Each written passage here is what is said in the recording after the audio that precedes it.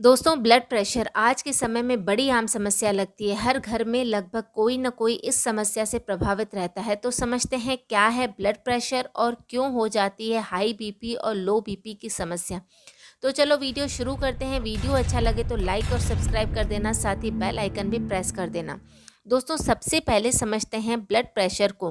Blood का circulation सारी body में होना ज़रूरी है। बॉडी के किसी भी पार्ट में अगर सर्कुलेशन कम हो जाता है तो उस जगह तकलीफ़ होना शुरू हो जाती है, जैसे उस हिस्से में झंझनाहट होना, सुन पड़ जाना। और इस ब्लड को पूरे शरीर में पहुंचाने का काम हार्ट द्वारा किया जाता है। हार्ट कंटिन्यूसली पंप होता रहता है और इसी पंपिंग के थ्रू वो ब्लड को धमनियों, जिसे आर्टरीज भी कहते हैं, के थ्रू सारी बॉडी में पहुंचाता है। यानी हार्ट एक नियमित प्रेशर से ब्लड को आर्टरीज के थ्रू सारी बॉडी में पहुंचाता है, जिसे ही ब्लड प्रेशर कहा जाता है। ये आप एक उदाहरण से समझ सकते हैं, जैसे किसी नल में पाइप लगा हो और उसमें कितना पानी आ रहा है वो नल के प्रेशर पर डिपेंड करता है। अब ये लो या हाई बीपी क्या है? सबसे पहले बात करते हैं हाई बीपी की, जिसे हाइपरटेंशन भी कहा जाता है। दोस्तों, जब ब्लड प्रेशर को मापा जाता है तो उसकी रेंज आइडियली 120/80 होती है। सबसे पहले ये समझते हैं कि ये सीमा क्या है। हमारा दिल 1 मिनट में एवरेज 72 बार धड़कता है, जिसमें लगभग 30 सेकंड तक ये संकुचित यानी कॉन्ट्रैक्ट करता है और ब्लड को बाहर धमनियों में फेंकता है, और लगभग 30 बार हार्ट में ब्लड फिल होता है। तो जब हार्ट संकुचित होकर ब्लड को धमनियों या आर्टरीज में भेजेगा, उस समय रक्त के दबाव को सिस्टोलिक ब्लड प्रेशर कहते हैं, जो कि आइडियली 120 मिलीमीटर मर्क्यूरी होता है।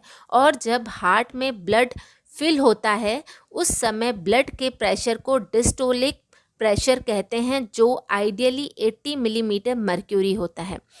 इसी वजह से हाई ब्लड प्रेशर दो तरीके से बढ़ता है। जब 120 मिलीमीटर मर्क्यूरी का प्रेशर बढ़कर 120 से 140 या 160 हो जाता है तो ये सिस्टोलिक हाई ब्लड प्रेशर कहलाता है। और जब 80 मिलीमीटर मर्क्यूरी रेंज का दबाव बढ़कर 85, 90 या 95 हो जाए तो उसे डिस्टोलिक हाई ब्लड प्रेशर कहते हैं। यानी हाई बीपी भी दो तरीके के होते हैं, सिस्टोलिक और डायस्टोलिक।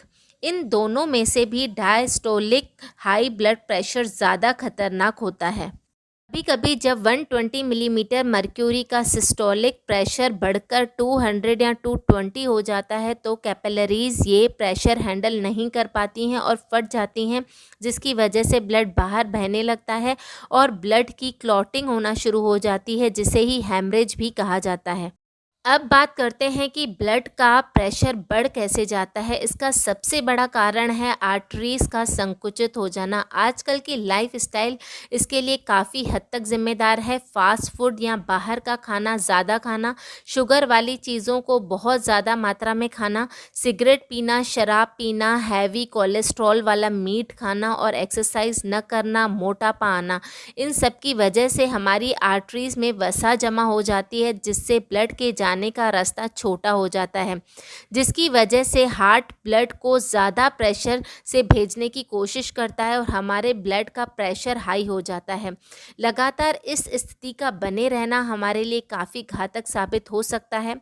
दूसरा है समुद्री नमक का ज़्यादा इस्तेमाल करना। नमक हमारे शरीर में ब्लड का वॉल्यूम बढ़ा देता है, जिसकी वजह से प्रेशर भी बढ़ता है। इसीलिए हाई बीपी में सलाह दी जाती है कि नमक का इस्तेमाल कम कीजिए। इसी वजह से ही जब हम फास्ट रखते हैं तो सी सॉल्ट की जगह रॉक सॉल्ट का इस्तेमाल करने के लिए कहा जाता है, जो बीपी को ठीक करने में मदद करता है। तीसरा है हेरिडिटी। हमारे खानदान में अगर ये परेशानी किसी को भी हो रही है तो हमें भी ये ट्रांसफ़र हो सकती है। कुछ ऐसे लक्षण हैं जिससे हम पता कर सकते हैं कि हम हाई बीपी का शिकार हैं या नहीं। थकावट, चिड़चिड़ापन, आँखों में परेशानी, सीने में दर्द, सांस लेने में परेशानी, अनियमित धड़कन, कानों में सनसनाहट, जबड़ों में जकड़न, पेशाब में खून आना, सांस फूलना। अब जानते हैं कि इसका इलाज क्या है। दोस्तों, सभी रोगों का एक इलाज होता है, वो है एक्सरसाइज।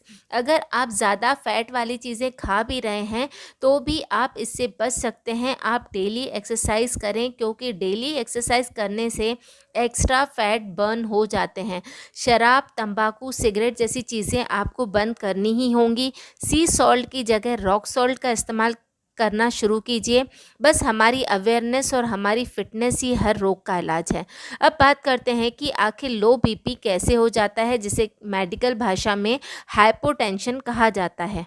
जब रक्तचाप सामान्य से बहुत कम हो जाता है, यानी कि हृदय, मस्तिष्क और शरीर के अन्य भागों में पर्याप्त रक्त नहीं पहुंचता है, तो उस स्थिति को लो बीपी कहा जाता है। नॉर्मल बीपी की वैल्यू, जैसे कि मैं पहले ही बता चुकी हूँ, 120/80 होती है। जब सिस्टोलिक के लिए 90 मिलीमीटर मर्क्यूरी से कम और डायस्टोलिक के लिए 60 मिलीमीटर मर्क्यूरी से कम वैल्यू आए तो इसे लो बीपी माना जाता है। चक्कर आना और बेहोशी, ये दो प्रमुख लक्षण हैं लो बीपी के। अगर हमारे शरीर में बीपी कम हो रहा है तो इसके बहुत कारण हो सकते हैं, जैसे खून की कमी, कमज़ोरी या पोषण की कमी, हृदय की बीमारी, पानी की कमी। आप अगर प्रेग्नेंट हो तो भी बीपी लो हो सकता है।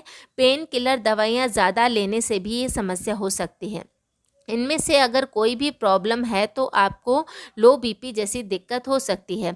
लो बीपी हाई बीपी से ज़्यादा खतरनाक होता है, क्योंकि इसमें ऑर्गन को ब्लड नहीं पहुंच पाता है और लंबे समय तक लो बीपी होने से ऑर्गन फेलियर भी हो सकता है। लो बीपी को कंट्रोल करने के लिए काफ़ी उपाय हैं, जैसे खाने में नमक की मात्रा बढ़ा लें, कम से कम 8 ग्लास पानी पिएं, भोजन में कार्बोहाइड्रेट की मात्रा को कम करें। चाय या कॉफ़ी का सेवन लो बीपी में किया जाता है। तुलसी के पत्ते सुबह शाम चूसने से भी काफ़ी फ़ायदा होता है। किशमिश को पानी में रात को भिगोकर सुबह खाने से, गाजर और पालक का जूस पीने से और छाछ में भुना हुआ जीरा और हींग डालकर पीने से भी लो बीपी की समस्या दूर होती है। तो दोस्तों, आई होप अब आप समझ गए होंगे कि बीपी क्या है और क्या है इसका इलाज। तो कैसा लगा आपको आज का ये वीडियो, कमेंट बॉक्स में ज़रूर बताएं। मिलते हैं अपने अगले वीडियो में।